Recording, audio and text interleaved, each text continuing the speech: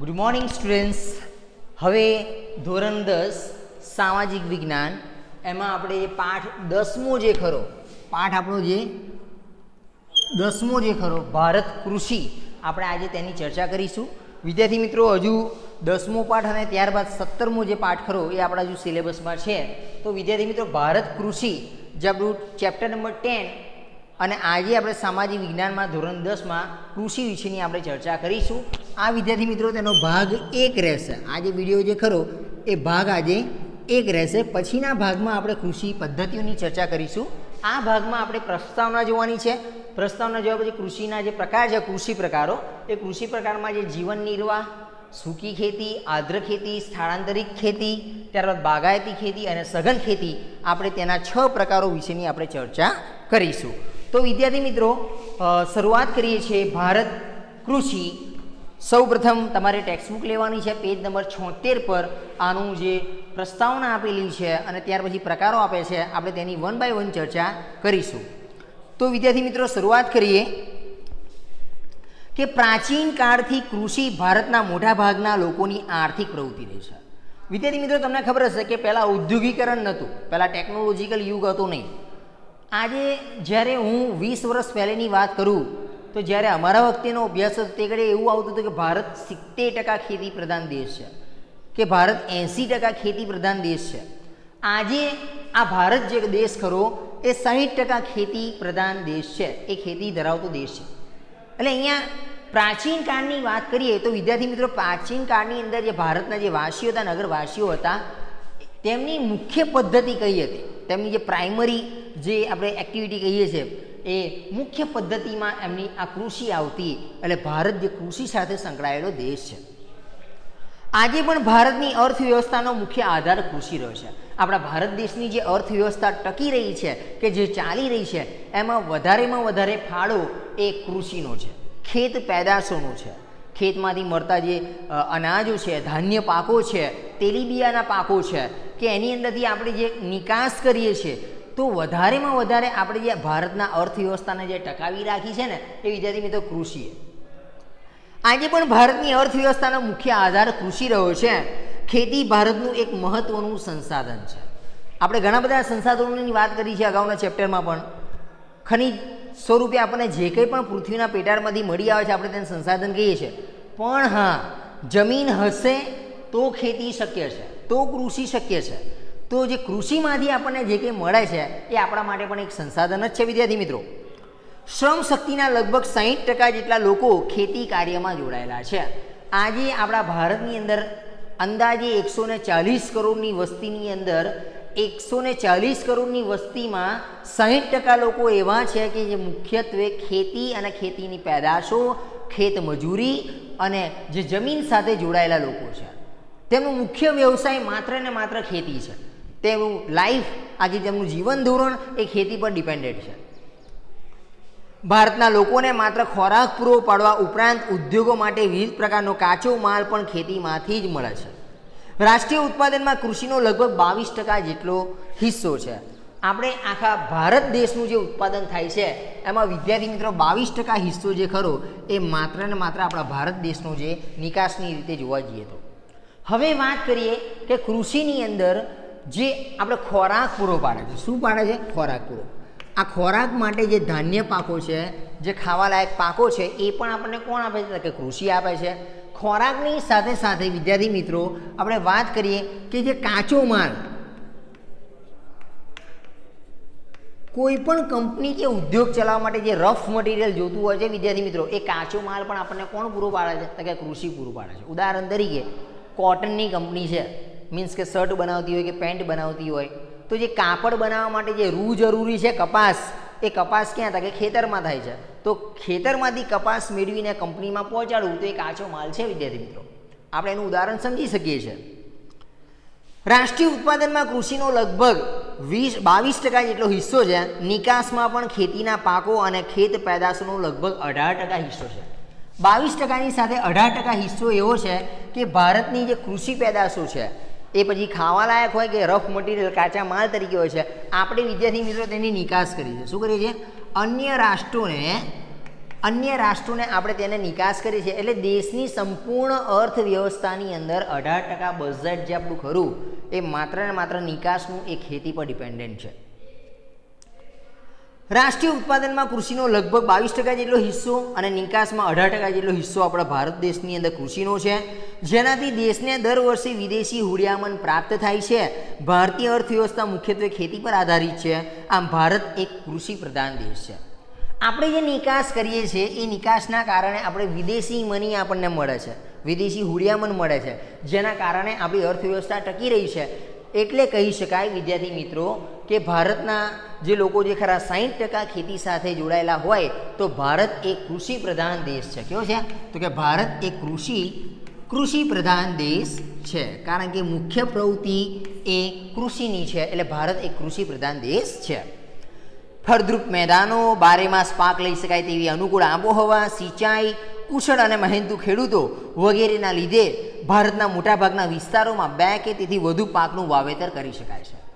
વિદ્યાર્થી મિત્રો, તમે જાણો છો કે ભારતની અંદર અહીંયા આપણે ઉત્તરથી વાત કરીએ કે દક્ષિણ સુધી અને અહીંયા પૂર્વથી વાત કરીએ પશ્ચિમ સુધી, તો આપણી જે આબોહવા છે એ અનુકૂળ છે. અનુકૂળ આબોહવાના કારણે આપણને જે સૂર્ય, એની જે આપણે હવા, તાપમાન, ભેજ, વરસાદ, સિંચાઈ અને મહેનતુ કારીગરો એટલે કે મહેનતુ ખેડૂતો, જેના કારણે આપણે વર્ષની અંદર 2 પાક તો લઈ શકીએ છીએ. આ 2 પાક આપણે લઈ શકીએ અને 2 કે તેથી જો પાણીની સુવિધા વધારે હોય તો 3 પાક એટલે 3 સિઝન પણ આપણે કરી શકીએ, જેના કારણે આપણે કહી શકીએ કે ખેત પેદાશો આપણે વધારી શકાય છે. અને મોટા ભાગના વિસ્તારોમાં 2 પાકનું વાવેતર થાય છે, જેના કારણે આપણા ભારતનું વાવેતર પણ વધારી શકાય છે. તેમ છતાં ભારતમાં ખેતી ક્ષેત્રે પૂરતો વિકાસ સાધી શકાયો નથી અને ભારતનો ખેડૂત એકંદરે ગરીબ અને નિરક્ષણ છે. ભારતનો ખેડૂત આટલી જમીન હોવા છતાં પણ કેવો છે? ગરીબનો ગરીબ છે વિદ્યાર્થી મિત્રો, અને નિરક્ષર છે. તે અભ્યાસ કરી શકે, સાક્ષર નથી બન્યો, આજે પણ તે નિરક્ષર છે, કારણ કે તેની અંદર આવડત નથી, તેની અંદર શિક્ષણ નથી. એટલે જે બી એ કાર્ય કરે છે ખેતી કે 2-3 પાક લે છે, જેની અંદર એની કુશળતા દેખાતી નથી. એટલે આ ભારતનો ખેડૂત આજે પણ ગરીબનો ગરીબ જ છે. સિંચાઈની અપૂરતી સગવડ, અનિયમિત અને અનિશ્ચિત વરસાદ, વધારે વસ્તી, કુટુંબનું મોટું કદ, નાના કદના ખેતરો, પ્રયોગશીલતા પ્રત્યેનું ઉદાસીન વલણ, રાસાયણિક ખાતર, સુધારેલા બિયારો, આધુનિક યંત્રો અને વૈજ્ઞાનિક કૃષિ પદ્ધતિનો ઓછો ઉપયોગ, શિક્ષિત વર્ગનું ખેતીમાં ન જોડાવું, તેમજ સમાજમાં ખેતીનો જે કહેવાતો ઉતરતો દરજ્જો વગેરેના લીધે વૈશ્વિક ઉત્પાદન સામે ભારત ઉત્પાદનમાં પ્રમાણમાં ઓછું છે. ખરેખર તો ખેતી એ મહત્ત્વનો વ્યવસાય છે. વિદ્યાર્થી મિત્રો, હવે જનરલ એક વાત કરીએ, જે સામાન્ય હું તમને કહીશ કે જનરલ વાત કરીએ આપણે, એની અંદર સમજો તમે કે આજનો ખેડૂત ગરીબ કેમ છે. આજનો જે ખેડૂત ખરો એ ખેડૂત ગરીબ કેમ છે? તેના ઘણા બધા કારણો છે. કયા કારણો છે? તો પહેલામાં પહેલું આપણે કારણ આપીએ કે સિંચાઈની સગવડ પૂરતી નથી, પાણીની વ્યવસ્થા નથી, તો કે વરસાદ અનિયમિત છે, ખેતી માટે આધુનિક ટેકનોલોજી નથી, તો ટેકનિકલ યંત્રો, ટ્રેક્ટર કે એવા કોઈ મશીનો નથી ખેડૂત પાસે, તો જંતુનાશક દવાઓ લાવી શકતો નથી. તે જંતુનાશક જે દવાઓ લાવી નથી શકતો, અને જે બિયારણ આવે છે ટેકનિકલ બિયારણ, જેને આપણે મોડિફાઈ કરેલા હોય અથવા જે બાયોટેક દવાઓની સુધારેલા હોય એવા બિયારણોનો ઉપયોગ કરી શકતો નથી. તે ત્યાર પછીની વાત કરીએ કે જે લોકો શિક્ષિત છે એ શિક્ષિત લોકો એ ખેતીમાં જોડાતા નથી, કારણ કે તે લોકો એવું માને છે કે ખેતી એક એવો વ્યવસાય છે ઉતરતી કક્ષાનો વ્યવસાય છે. એટલા માટે ખેતીની અંદર જે શિક્ષિત લોકો છે એ જોડાતા નથી, અને જે જોડાય છે એ શિક્ષિત નથી. આ બધા કારણોના કારણે ભારતની અંદર કૃષિ પદ્ધતિ વધવી જોઈએ, એના બદલે કૃષિ ઘટે છે. વિશ્વના લેવલે જોઈએ તો ભારતની અંદર જે ઉત્પાદન થાય છે, ખેતીનું જે ઉત્પાદન થાય છે એ ખરેખર ઓછું છે. અને મેં જે તમને કારણો જણાવ્યા કે પાણી, સિંચાઈ, દવાઓનો છંટકાવ, રાસાયણિક બિયારણો, ત્યારબાદ આધુનિક ટેકનોલોજી, વૈજ્ઞાનિક પ્રદર્શનો હોય, કાં તો જે વૈજ્ઞાનિક પદ્ધતિથી ખેતી થઈ ગઈ હોય, આ બધાના અભાવે આજે આપણા ભારત દેશનું જે ખેતીનું ઉત્પાદન છે વિદ્યાર્થી મિત્રો તે ઘટ્યું છે. શું થયું છે? એ ઉત્પાદન ઘટ્યું છે, ઓછું થયું છે. હવે ખરેખર તો આ ખેતી એક મહત્ત્વનો વ્યવસાય છે. હવે વિદ્યાર્થી મિત્રો આપણે વાત કરીએ કે કૃષિના પ્રકાર, જે કૃષિના પ્રકાર છે આપણે તેની ચર્ચા કરીએ. તો કૃષિના પ્રકારો આપણે કઈ રીતના પાડી શકીએ? તો ભારતના લોકોની સામાજિક આર્થિક સ્થિતિ, રાષ્ટ્રીય રાજનીતિ અને ભારતનું સમગ્ર અર્થતંત્ર ખેતી સાથે જોડાયેલું છે. સિંચાઈ પદ્ધતિ, ખેત પેદાશો, આર્થિક વળતર જેવી બાબતોના આધારે ખેતીના પ્રકારો પાડવામાં આવ્યા છે. કયા કયા આધારે ખેતીના પ્રકારો પાડવામાં આવ્યા છે? તો એક સિંચાઈ પદ્ધતિના આધારે, એક ખેત પેદાશોના આધારે અને એક આર્થિક વળતર. કોઈ પણ ખેડૂત ખેતી કરે છે તો એ તેની પહેલી નજર આર્થિક વળતર પર હોય છે. એ અપેક્ષા રાખે છે કે મને કેટલું વળતર મળશે તો એ પ્રમાણમાં હું ખેતી કરું. એને જ્યાં મુનાફો વધારે દેખાય છે, જ્યાં એને ફાયદો વધારે દેખાય છે, જ્યાં તેનું ઉત્પાદનનું પ્રમાણ વધારે દેખાય છે, વિદ્યાર્થી મિત્રો તે ખેતી કરે છે. એટલે ખેતીના જે પ્રકાર પાડીએ છીએ એ ખેતીના પ્રકાર પણ તેના ઉત્પાદનના આધારે, તેના આર્થિક વળતરની અપેક્ષાએ અને ત્યારબાદ જે સિંચાઈ પદ્ધતિ અને ખેત પેદાશોના આધારે તેના પ્રકાર પાડી શકાય છે. એમાં પહેલો ટોપિક છે જીવન નિર્વાહ ખેતી. જો વિદ્યાર્થી મિત્રો ધ્યાનથી વાંચો, જીવન નિર્વાહ, નિર્વાહ એટલે વસવું, રહેવું. જીવન નિર્વાહ ખેતી એટલે કેવા પ્રકારની ખેતી? તો ધ્યાન આપજો કે આઝાદી પછી આયોજન પંચની અનેક ખેત વિકાસ યોજનાઓ અમલમાં લાવવા છતાં પણ ભારતના ખેડૂતની આર્થિક સ્થિતિ આજે પણ પ્રમાણમાં નબળી છે. નાના કદના ખેતરોમાં મોંઘા બિયારણો, ખાતર અને જંતુનાશક દવાઓનો ઉપયોગ કરવો પોસાય તેમ નથી. ખેતરમાં થતું અનાજનું ઉત્પાદન પોતાના પરિવારમાં ઉપયોગમાં જ જેટલું થાય છે તે જે તેના કુટુંબના ભરણપોષણમાં જ વપરાઈ જાય છે તેને જીવન નિર્વાહ ખેતી કાં તો આત્મનિર્વાહ ખેતી તરીકે આપણે ઓળખીએ છીએ. જીવન નિર્વાહને આપણે આત્મનિર્વાહ કહીએ છીએ. આત્મનિર્વાહ ખેતી કઈ રીતના આપણે કહી શકીએ કે જીવન નિર્વાહ એ આત્મનિર્વાહ ખેતી છે? તો વિદ્યાર્થી મિત્રો ધ્યાન આપજો કે આઝાદી મળી 1947ની અંદર ભારત દેશ આઝાદ થયો તે પછી આયોજન પંચ આવ્યું. આયોજન પંચે ઘણી બધી યોજનાઓ અમલમાં મૂકી કે જેથી ખેડૂત પોતાની સ્થિતિને સુધારી શકે. પણ શું થયું કે ખેડૂત પાસે નાના કદના ખેતરો છે, ખેતર છે પણ નાના કદના છે. આ નાના કદના ખેતરની અંદર ખેડૂત પોતે ગરીબ હોય એટલે જંતુનાશક દવાઓ લાવી ના શકે, જંતુનાશક બિયારણો લાવી ના શકે, રાસાયણિક દવાઓનો છંટકાવ કરી ના શકે, ટેકનોલોજીનો ઉપયોગ કરી ના શકે, સમયસર એને પાણી આપી ના શકે કારણ કે તે ગરીબ છે. જેની અપેક્ષાએ આ બધી કમીઓ છે, આ બધી ખામીઓ છે, છતાં પણ જે ઉત્પાદન થાય છે અને જે ઉત્પાદન તેને મળે છે વિદ્યાર્થી મિત્રો, એ ઉત્પાદન કેટલું છે? તો કે પ્રમાણમાં ઓછું છે. એ ઉત્પાદન એટલું જ છે જેટલી તેના કુટુંબની અંદર સભ્યો છે અને એ સભ્યોનું ભરણ પોષણ થઈ શકે એટલું જ અનાજ ત્યાં ઉત્પન્ન થાય છે. એટલે વધારાનું અનાજ આવતું નથી કે બજારમાં જઈને વેચીને પૈસા લાવી શકે. એટલા માટે આપણે એને જીવન નિર્વાહ ખેતી કહીએ છીએ, આત્મનિર્વાહ ખેતી કહીએ છીએ. ઉદાહરણ તરીકે માની લો કે મારી પાસે આજે 50 ફૂટનું 50 બાય 50નું ખેતર હોય, નાનકડું ખેતર હોય. એટલા નાનકડા ખેતર માટે હું ક્યાં ટ્રેક્ટર લાવું, હું ક્યાં જંતુનાશક દવાઓ લાવું, હું ક્યાં રાસાયણિક ખાતરોનો છંટકાવ કરું, કે હું ક્યાં એવા ટેકનિકલ બિયારણો લાવું જેથી ઉત્પાદન વધે? કારણ કે હું ગરીબ છું, મારાથી આવા ખર્ચા થાય તેમ નથી, મને આ ખર્ચા પોસાતા નથી. એટલે હું જે અનાજ અંદર કરું છું એ અનાજ મને એક આમ 20 મણ, આપણે જોવા જઈએ 20 મણ અનાજ મારી પાસે ઉત્પન્ન થયું હોય, બરાબર છે? 4 ક્વિન્ટલ અનાજ ઉત્પન્ન થયું એટલે કે 20 મણ અનાજ ઉત્પન્ન થયું. હવે એ અનાજ એટલું છે કે એક વર્ષ 365 દિવસ મારે ચાલી શકે તેવું છે. આ અનાજ કેટલું થયું મારા ખેતરમાં કે જે મારી 365 દિવસની જરૂરિયાતને પૂરી કરી શકે એટલું જ છે. મારી પાસે વધારાનો સ્ટોક નથી કે હું બજારમાં જઈને વેચી શકું. તો વિદ્યાર્થી મિત્રો આ અનાજ એટલું જ છે કે જેટલું મારું જીવન જીવી શકાય. તો હું એને વેચી શકતો નથી, મારા ભરણ પોષણ માટે ખુદ હું ઘરે રાખું છું, વેચવાની તો વારી જ નથી આવતી. એટલે આપણે કહી શકીએ કે આ જીવન નિર્વાહ ખેતી છે. જો ધ્યાન આપજો, આઝાદી પછી આયોજન પંચની અનેક ખેત વિકાસો યોજનાઓ અમલમાં લાવવા છતાં પણ ભારતના ખેડૂતની આર્થિક સ્થિતિ આજે પણ પ્રમાણમાં નબળી છે. નાના કદના ખેતરોમાં મોંઘા બિયારણો, ખાતર અને જંતુનાશકનો ઉપયોગ કરવો પોસાય તેમ નથી. ખેતરમાં થતું અનાજનું ઉત્પાદન પોતાના પરિવારના ઉપયોગ જેટલું જ થાય છે જે તેના કુટુંબના ભરણ પોષણમાં જ વપરાઈ જાય છે તેને જીવન નિર્વાહ ખેતી કાં તો આત્મનિર્વાહ ખેતી તરીકે ઓળખી શકાય છે.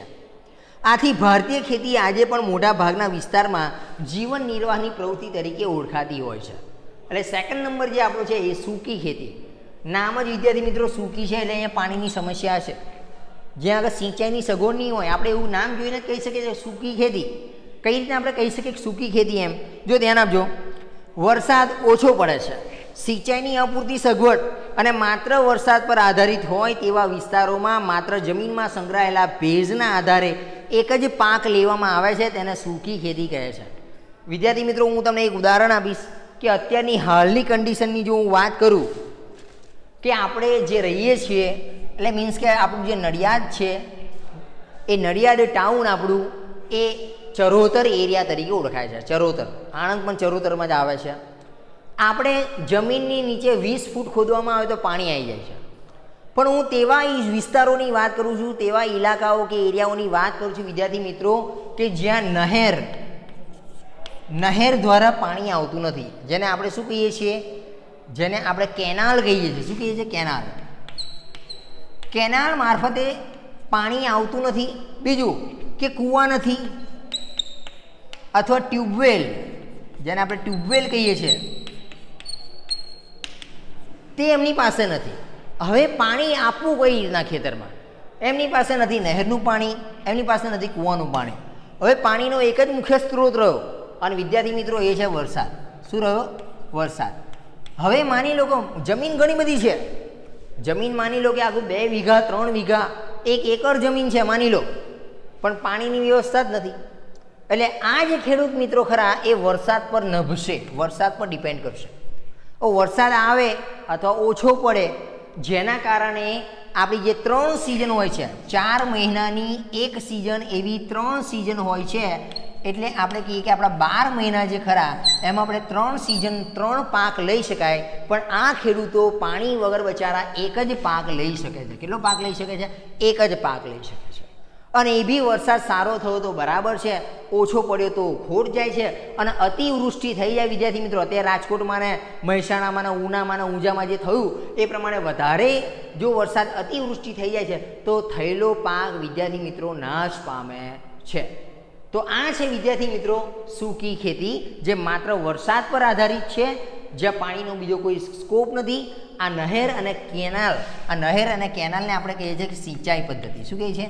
સિંચાઈ. અને સિંચાઈની સગવડ જ નથી વિદ્યાર્થી મિત્રો, તો પછી એ ખેતીને આપણે સૂકી ખેતી તરીકે ઓળખીએ છીએ. હવે આ જમીનમાં ખેતી થાય છે, પણ એ માત્ર ને માત્ર વરસાદનું પાણી જે જમીનમાં સંગ્રહ થયેલું હોય તેના આધારે ખેતી થાય છે, એથી વધારે ખેતી થતી નથી. હવે અહીં જુવાર, બાજરી અને કઠોળ જેવા પાણીની ઓછી જરૂરિયાતોવાળા પાકોની ખેતી થાય છે. હા, આ જમીનમાં ખેતી કરી શકાય, પણ કેવા? વરસાદના પાણીથી ખેતી થાય છે, પણ એવા પાક લઈ શકાય કે જે પાકને પાણીની ઓછી જરૂર હોય, જેવા કે જુવાર, મકાઈ, બાજરી, એવા જ પાક, ધાન્ય પાકને લઈ શકાશે. ત્યાર પછી ગુજરાતના ભાલ પ્રદેશમાં ચોમાસું પૂરું થયા બાદ ભેજવાળી જમીનમાં આ રીતે ઘઉં અને ચણાનો પાક લેવામાં આવે છે.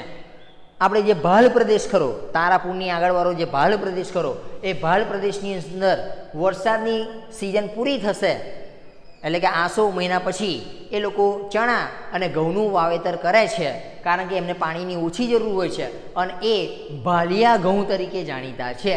અને આપણે કહી શકીએ કે ભાલ પ્રદેશની અંદર પણ સૂકા એરિયામાં આ રીતના ખેતી કરી અને જે પોતાના કુટુંબનું ભરણ પોષણ કરાય એટલું અનાજ ઉત્પન્ન કરી શકતા હોય છે અને વર્ષમાં એક જ વખત પાક લઈ શકતા હોય છે. ત્યાર પછી નંબર છે વિદ્યાર્થી મિત્રો આદ્ર ખેતી. કહો છે આદ્ર ખેતી. આદ્ર ખેતી એટલે કેવી? તો જ્યાં વરસાદનું પ્રમાણ વધુ છે અને સિંચાઈની સગવડ પણ વધુ છે તેવા વિસ્તારોમાં આદ્રનો મતલબ થશે ભીની, જેને આપણે કહીએ છીએ ભીની ખેતી. ઇંગ્લિશમાં કહેવાય વેટ, એટલે પલળી જવું. ભીની એટલે જ્યાં પાણીની સગવડ છે. પાણીની સગવડ કેવી છે? તો કે કૂવાનું પણ પાણી છે, નહેરનું પણ પાણી આવે છે અને વરસાદનું પણ પાણી છે. જ્યાં 12 માસ તમને પાણી જોવા મળતું હોય એ આદ્ર ખેતી છે. એટલે આદ્ર ખેતીની વાત કરીએ આપણે, જ્યાં વરસાદનું પ્રમાણ વધુ છે, જ્યાં સિંચાઈની સગવડ પણ છે. સિંચાઈની સગવડ સરકાર દ્વારા નહેર મારફતે પાણી આપવામાં આવતું હોય છે, જેને આપણે સિંચાઈની સગવડ કહીએ છીએ. તેવા વિસ્તારોમાં આદ્ર ખેતી કરવામાં આવે છે. વરસાદ ન પડે કે ઓછો પડે ત્યારે સિંચાઈ દ્વારા વર્ષમાં એક કરતાં વધુ પાક લઈ શકાય, જેમાં ડાંગર, શેરડી, કપાસ, ઘઉં અને શાકભાજીની ખેતી કરાય છે. માની લો કે સમર સિઝન છે, ઉનાળો છે, પાણી તો વરસાદ તો આવવાનો જ નથી, પણ સરકારી જે કેનાલ હોય છે વિદ્યાર્થી મિત્રો, જે નહેર હોય છે, એ નહેરમાં જે પાણી ભરાયેલા હોય, આ નહેરમાં જે પાણી આવે છે એ પાણી આપણે ખેતરમાં લઈ શકીએ એ પાણી આપણા ખેતર સુધી લઈ શકીને પણ આપણે ખેતી કરી શકીએ છીએ. આ નહેરના પાણી દ્વારા આપણા ખેતરની અંદર પાણી લાવી અને તમે ખેતી કરી શકો છો. એટલે વરસાદની રાહ જોવાની વારી આવતી નથી. એટલા માટે અહીંયા આગળ આ પ્રકારના જેમાં ડાંગર, શેરડી, કપાસ અને ઘઉં અને શાકભાજી વગેરેની ખેતી લઈ શકાય છે. ત્યાર પછીનો જે પ્રકાર છે એ સ્થળાંતરિત ખેતી છે. સ્થળાંતરિત એટલે શું? સ્થળાંતરિત એટલે શું વિદ્યાર્થી મિત્રો? એક જગ્યાએથી બીજી જગ્યાએ જવું એને આપણે સ્થળાંતર કહેતા હોય છે. સ્થળાંતરિત ખેતી એટલે કેવી ખેતી? જો ધ્યાન આપજો, જેને આપણે ઝૂમ ખેતી પણ કહી શકીએ છીએ. સ્થળાંતરિત ખેતી આ પ્રકારની ખેતીમાં જંગલોમાં વૃક્ષો કાપીને તેને સળગાવીને જમીન સાફ કરી ત્યાં ખેતી કરાય છે. અહીં 2-3 વર્ષ ખેતી કરાય, જમીનની ફળદ્રુપતા ઘટતા વિસ્તાર છોડી દઈને બીજી જગ્યાએ આ રીતના ખેતી શરૂ કરવામાં આવે છે, જેને ઝૂમ ખેતી પણ કહે છે. આ ખેતીમાં ધાન્ય પાકો કે શાકભાજી ઉગાડાય છે. આ ખેતીમાં ઉત્પાદન ખૂબ ઓછું થાય છે. હવે માની લો આદિવાસીઓ છે, કાં તો ભીલ છે, કાં તો બીજા કોઈ રાઠવા સમાજના છે કે જે ભાઈઓ બહેનો જંગલોમાં રહેતા હોય છે, કુદરતી પર્યાવરણની વચ્ચે રહેતા હોય છે, કુદરતી વાતાવરણની સાથે રહેતા હોય છે, એ જે ભાઈઓ મિત્રો જે ખરા એ કેવી રીતના ખેતી કરે છે? તો કે એમની પાસે ખેતી માટે જગ્યા નથી, મેદાન જેવી જગ્યા નથી. તો જંગલોમાં જે વૃક્ષો હોય એ વૃક્ષોને કાપી અને ત્યાં આગળ એક મેદાન જેવું કરે, એટલે મીન્સ કે ત્યાં સપાટ જગ્યા કરશે અને એ વૃક્ષો કાપીને જે જમીન મળે છે એ જમીનમાં ખેતી કરે છે. આવી જમીનમાં જે વૃક્ષો કાપીને જગ્યાને સાફ કરી, જે પાંદડા પડ્યા હોય એ સાફ કરવા, અહીંયા આગળ 2 કે 3 વાર ખેતી કરે કે 2 કે 3 વર્ષ ખેતી કરશે, એટલે આ જગ્યાને છોડી દેશે અને બીજી જગ્યાએ જઈને વૃક્ષો કાપીને એ જગ્યા સાફ કરીને ત્યાં ખેતી કરશે. કારણ કે જમીનમાં રહેલા જે ઘટકો છે, જમીનમાં રહેલા જે મિનરલ્સ છે એ મિનરલ્સ ઓછા થઈ જાય, ઘટકો ઓછા થઈ જાય. એટલે આ જે જમીન ખરી વગર ખાતર વગર પાણીએ ઉત્પાદન આપતી નથી, એટલે આ ઓછું ઉત્પાદન આપે છે. વિદ્યાર્થી મિત્રો, આ ઓછું ઉત્પાદન આપે છે. એટલે 2-3 વર્ષમાં આ જગ્યા ફેરબદલી કરવામાં આવે છે અને બીજી જગ્યા પસંદ કરવામાં આવે છે. બીજી જગ્યાએ વૃક્ષો કાપીને સાફ કરીને ત્યાં ખેતી થાય છે. અહીં આગળ પાછું આને 2-3 વર્ષ માટે રહેવા દેવામાં આવે છે. એટલે આપણે કહીએ છીએ કે આને સ્થળાંતરિત ખેતી કહી શકાય, કાં તો ઝૂમ ખેતી આપણે કહી શકીએ છીએ. કારણ કે આપણે જે સઘન કારણ જોયું કે 2-3 વર્ષ માટે જંગલોમાં વૃક્ષો કાપી અને જમીન સાફ કરી અને જે ખેતી થાય છે, જ્યારે જમીનમાં રહેલા ઘટક તત્વો ઓછા થઈ જાય છે, જ્યારે એના મિનરલ્સ ઉડી જાય છે, ઓછા થઈ જાય છે, ઉત્પાદન ઓછું થઈ જતું હોય છે, ત્યારે એ જગ્યા પાછી બદલી અને બીજી જગ્યાએ જઈને જંગલોમાં વૃક્ષો કાપી સાફ કરી અને પાછી ખેતી કરવામાં આવતી હોય છે. એટલે આપણે તેને ઝૂમ ખેતી પણ કહીએ છીએ અને સ્થળાંતરિત ખેતી તરીકે પણ ઓળખાય છે. ત્યાર પછીનો આપણો જે વિદ્યાર્થી મિત્રો ટોપિક છે એ હવે છે બાગાયતી ખેતી. કઈ છે? બાગાયતી ખેતી. તમે એના શબ્દમાં ધ્યાન આપશો, બાગાયતી ખેતી આ કયા રીતના અહીંયા આગળ જે ખેત પેદાશો ઉત્પન્ન કરવામાં આવતી હશે તેની આપણે ચર્ચા કરીશું. બાગાયતી ખેતી એક ખાસ પ્રકારે થતી ખેતી છે. એમાં રબર, ચા, કોફી, કોકો, નાળિયેર ઉપરાંત સફરજન, કેરી, સંતરા, જામફળ અને ત્યારબાદ દ્રાક્ષ, આંબળા, લીંબુ, ખારેક વગેરે ફળોની ખૂબ જ માવજત સાથે ખેતી કરાય છે. અને આ પ્રકારની ખેતીમાં વધુ મૂડી રોકાણ, કુશળતા, તકનીકી જ્ઞાન, યંત્રો, ખાતર, સિંચાઈ, પરીક્ષણ, સંગ્રહ અને પરિવહનની પર્યાપ્ત સુવિધા હોવી જરૂરી છે. જો વિદ્યાર્થી મિત્રો, અહીંયા આગળ બાગાયતી ખેતી એટલે બાગ પ્રકારની ખેતી. બાગ પ્રકારની ખેતીમાં કપાસ, શેરડી, મગફળી એવું ઉગાડવામાં ન આવે. આ પ્રકારની ખેતીની અંદર મોટાભાગે ફળફળાદી, જેને આપણે દ્રાક્ષ કહીએ છીએ, કેરી કહીએ છીએ, સંતરા કહીએ છીએ, જામફળ કહીએ છીએ, નાળિયેર કહીએ છીએ, ખજૂર કહીએ છીએ. ખજૂરો અહીંયા વધારે થાય નહીં. આંબળા કહીએ છીએ. ત્યાર પછી આપણે જે કહીએ છીએ કે લીંબુ હોય, સફરજન હોય, એ પ્રકારના જે ફળ હોય છે એ ફળની અહીંયા આગળ ખેતી કરવામાં આવતી હોય છે. હવે વિદ્યાર્થી મિત્રો, આ ખેતી બહુ ખૂબ જ માવજત અને ધ્યાન, તકેદારી સાથે કરવાની હોય છે. ત્યાર પછી આ પ્રકારની ખેતીમાં વધારે મૂડી રોકાણની જરૂર પડે, કારણ કે જે ઉત્પાદિત થયેલો જે માલ છે, જે તૈયાર પાકું ફળ હોય, પાકો જે માલ છે, ફળ કે સંતરા, કેરી, દ્રાક્ષ વગેરે, તો એને 2-3 દિવસમાં એને તોડીને બજાર સુધી લઈ જવા, એ માટે રસ્તા બરાબર જોશે, એ માટે પરિવહનની સુવિધા માટે ગાડી કે ટ્રેક્ટર કે કોઈ બી જે વાહન હશે એ અવર જવર માટે જોશે. મૂડી રોકાણ વધારે કરવું પડશે અને અહીંયા આગળ એને યંત્રોથી કાં તો દવાઓથી કાં તો એના માટે જે તકનીકી જ્ઞાન જોશે અને એની પર પરીક્ષણ કરવું પડશે, એ સ્ટોકને સંગ્રહ કરવો પડે અને પછી બજારમાં વેચવું પડશે. એટલે કહી શકાય કે આ જે બાગાયતી ખેતી ખરી એ વધારે મહેનત માગી લે તેવી ખેતી છે, વધારે મૂડી રોકાણ કરવું પડે તેવી ખેતી છે. અને આરો એક રોકડિયા પાક જેવી છે, આમાં કંઈ વધારે ઇન્સ્ટોલમેન્ટ કર્યું એવું આપણને પૈસા મળી જાય છે, એટલે વધારે એને સંગ્રહ કરવો પડતો નથી. એટલે આ ખેતી સારામાં સારી છે. આમાં ચા, કોફી, નાળિયેર, કોકો પણ ઉગાડી શકાય છે, જેની પર લીલી નેટ માડીને બાગાયતી ખેતી બાગ પ્રમાણે ખેતી કરી શકાય છે. ફળફળાદી શાકભાજી વગેરે ઉગાડી શકાય છે અને ખરેખર આ એક સફળ પદ્ધતિ છે. હવે એના પછી આપણે જે અંતિમ ટોપિક જે આપણો ખરો સઘન ખેતી, એ સઘન ખેતીની આપણે વાત કરીએ કે સઘન ખેતી એટલે વિદ્યાર્થી મિત્રો શું? તો જુઓ, જ્યાં સિંચાઈની સુવિધા વધી છે ત્યાં રાસાયણિક ખાતરો, કીટનાશકો અને વિવિધ પ્રક્રિયામાં યંત્રોનો વ્યાપક ઉપયોગથી ખેતીમાં યાંત્રિકીકરણ આવી ગયું. આ પ્રકારે થતી ખેતીને સઘન ખેતી કહે છે. જો વિદ્યાર્થી મિત્રો, જેની જમીન નંબરોના નંબર હોય, એકરોના એકરો જમીન છે જેની પાસે, સરકાર દ્વારા તેમને પાણીની સુવિધા દર વર્ષે મળી રહે છે. સિંચાઈ, નહેરો અને કેનાલો દ્વારા એને પાણી મળે છે. પોતાના કૂવા છે, પોતાના ટ્રેક્ટર છે, પોતાની જમીન છે, એ સારા બિયારણનો ઉપયોગ કરે છે, સારા એવા યંત્રોનો ઉપયોગ કરે છે, સારી એવી દવાઓને છંટકાવ કરે છે અને પોતાના ટ્રેક્ટરને, પોતાના જ યંત્રોનો, પોતાની ટેકનોલોજીનો ખેતીમાં ઉપયોગ કરવાના કારણે જે ખેતી થાય છે તેને આપણે સઘન ખેતી તરીકે ઓળખીએ છીએ. આ પ્રકારે થતી ખેતીને આપણે સઘન ખેતી કહીએ છીએ. આ ખેતીમાં રોકડિયા પાકોનું વાવેતર વધારે કરાય છે. અહીં હેક્ટર દીઠ ઉત્પાદન ખૂબ જ વધારો થયેલ છે. આ પ્રકારની ખેતી હેઠળનો વાવેતર વિસ્તાર સતત વધતો જાય છે. આ ખેતીમાં આર્થિક વળતરને મહત્વ અપાતું હોવાથી તેને વ્યાપારી ખેતી પણ કહે છે. તો વિદ્યાર્થી મિત્રો, જ્યારે સઘન ખેતીની વાત કરીએ છીએ તો સઘન ખેતી જે કરે છે એની પાસે જમીન વધારે પ્રમાણમાં હોય છે, પાણીની ઉપલબ્ધ સુવિધાઓ હોય છે, જંતુનાશક દવાઓ, યાંત્રિકીકરણ, યંત્રો, પરિવહન માટે અવરજવરની વ્યવસ્થા, આ બધી જ સુવિધાઓ તેની પાસે છે. એટલે આપણે કહીએ છીએ કે જે વાવેતર કરવામાં આવે છે એ વાવેતર અહીંયા આગળ રોકડિયા પાકોનું વાવેતર કરાતું હોય છે. આ રોકડિયા પાકોનું જે વાવેતર કરાય છે જેના કારણે ઉત્પાદનમાં વધારો જોવા મળતો હોય છે.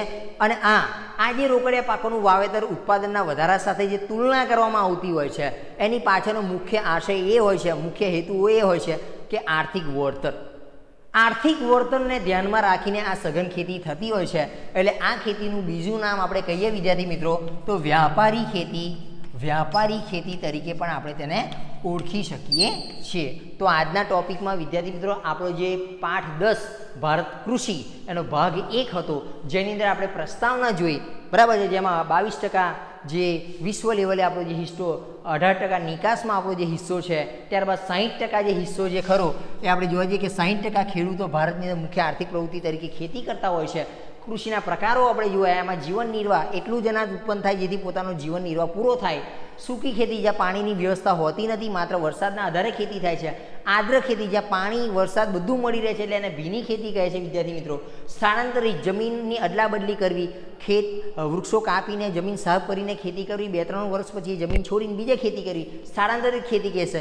બાગાયતી ખેતીમાં બાગ પ્રમાણે ચા, કોફી, કોકોનટ, ત્યારબાદ દ્રાક્ષ, કેરી, સંતરા, જામફળ વગેરે ઉગાડી અને તેની ખૂબ જ માવજત સાથે ખેતી કરવી અને પૈસાનું વધારે રોકાણ કરવું, તે બાગાયતી ખેતી છે વિદ્યાર્થી મિત્રો. ત્યાર પછી સઘન ખેતી આપણે જોઈ કે પાણી પુષ્કળ પ્રમાણમાં હોય, બધું યાંત્રિકીકરણ હોય, જમીન મોટા પ્રમાણમાં હોય, એટલે હેક્ટર દીઠ ઉત્પાદન પણ વધારી શકાય અને જેનો મુખ્ય આશય હોય છે કે આર્થિક વળતર. અને આર્થિક વળતરના હેતુથી જે ખેતી કરવામાં આવતી હોય છે વિદ્યાર્થી મિત્રો તેને વ્યાપારી ખેતી પણ તરીકે ઓળખવામાં આવે છે. આજના ભાગમાં આપણે આટલે સુધી જોઈશું. બીજા ભાગની અંદર આપણે કૃષિ પદ્ધતિનો અભ્યાસ કરીશું.